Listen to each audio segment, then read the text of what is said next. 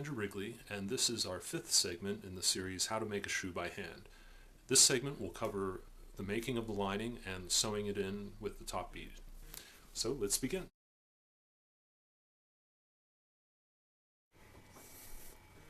Alright, we've closed the upper and now we're ready to do the lining and the top beading.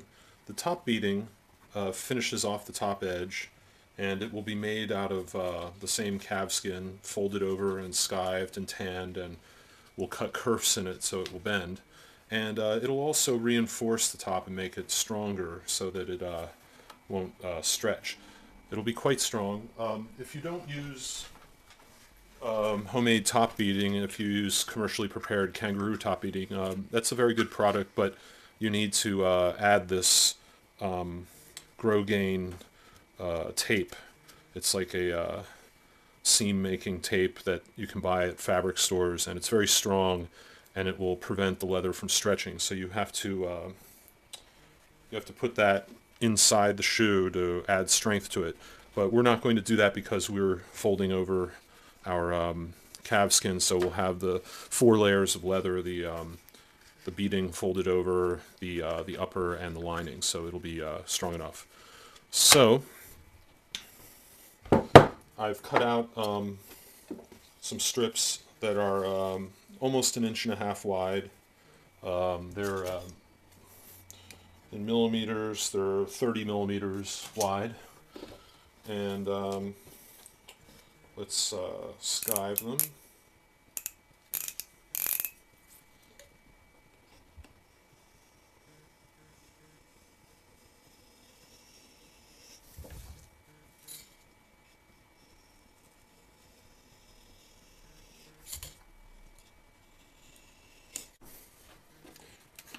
Next, you dye the leather.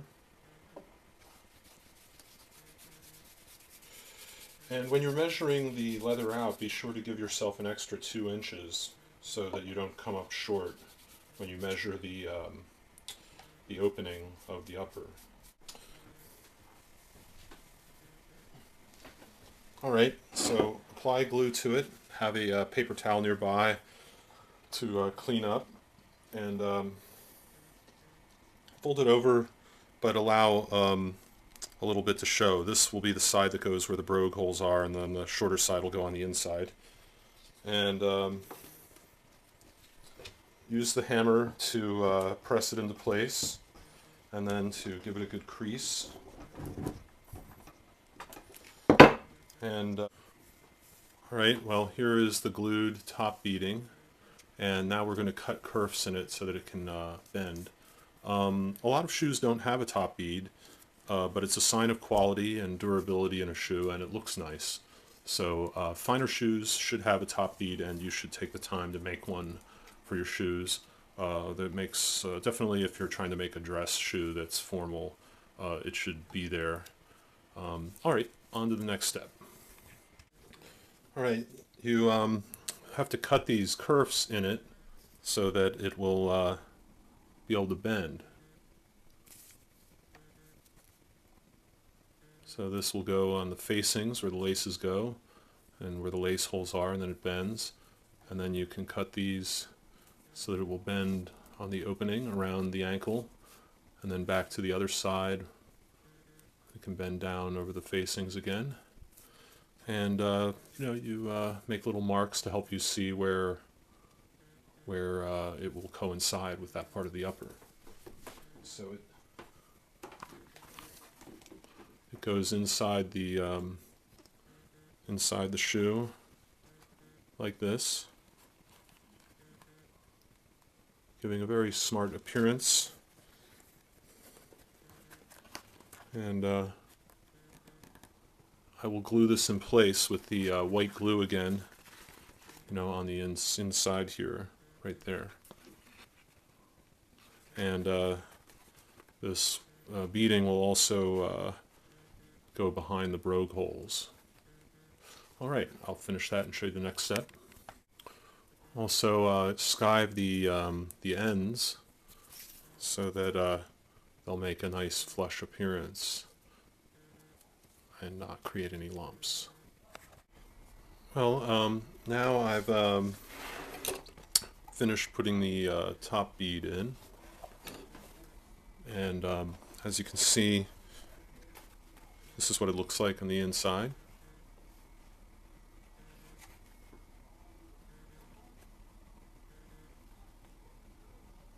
And the next step will be making a lining and then sewing the lining along the edge there.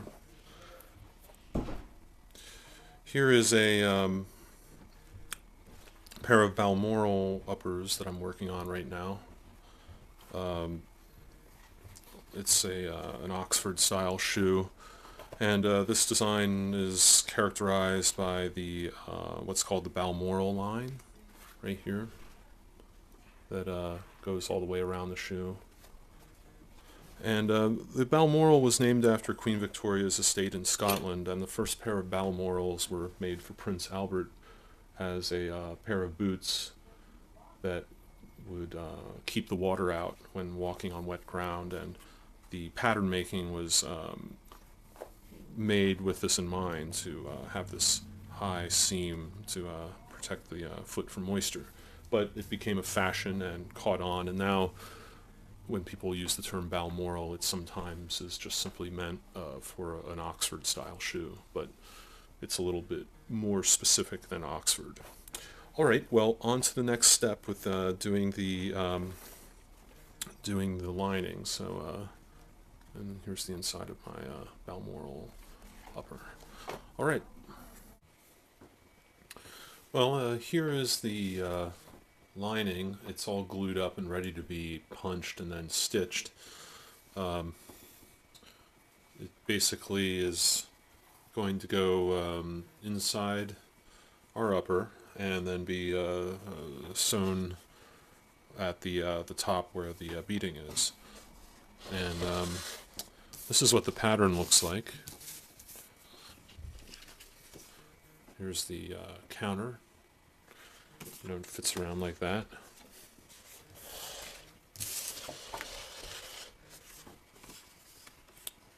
Fits around like this.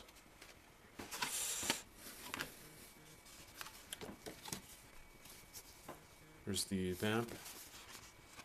Goes on like that. And the toe right there. Basically, this is the easiest pattern to make. You just have to make everything so that it will, be in excess of what you need. So there's the upper on top of the lining. I will glue this in and then punch holes through the upper and through the lining, and then sew it in and cut off the excess with a razor, making it very neat and clean. And then we will be ready to last the shoe and make carve the feather of the insole. So I'll do that and show you the next step. Well, it's all been punched out now. All the holes are ready for doing the stitching. So, see, well, you can't really see that, but anyway, the holes have been punched through the upper, and always use leather to back up the whatever you're punching. And I make little sticks that I can set the leather on top of and the shoe on, almost like an anvil, and then I can use it to reach the hard to get places. Because sometimes you can't just flatten the upper down, that would ruin it. So you can make like a little wooden anvil to prop under the upper to help give you the angle that you need. All right, now I'm going to stitch this, and then we'll go to the next step, which will be stitching and cutting off the excess.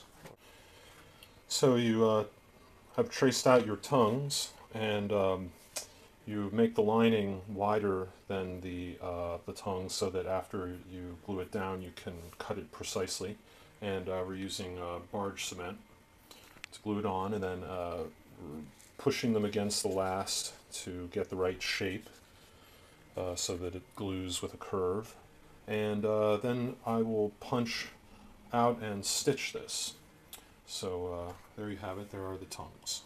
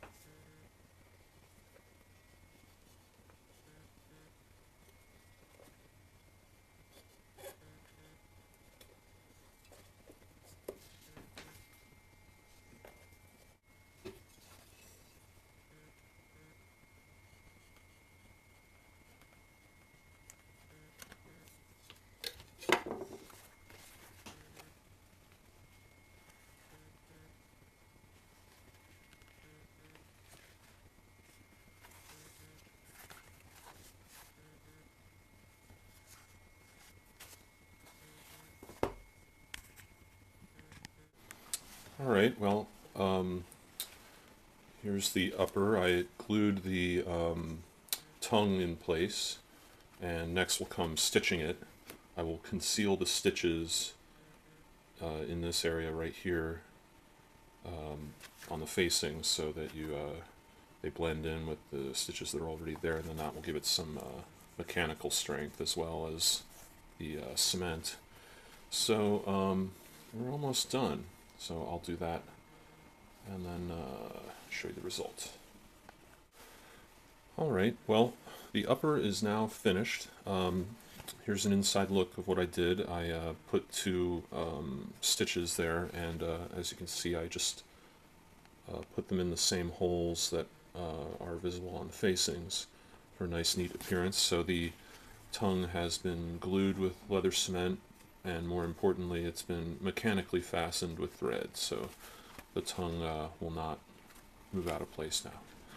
So I'd like to point out that a lot of shoemaking courses don't teach you how to make an upper. They provide pre-made uppers to you, entirely skipping over this very important step, which I think is a wrong thing to do. So they only teach lasting and finishing of the sole. So here we have a good deal of work here, and I'll take you to the next step. It might look a little bit darker now, and that's because I touched it up in places with a little more dye to suit my taste, and I also hit the top bead with some more dye. So alright, well, the next step will be showing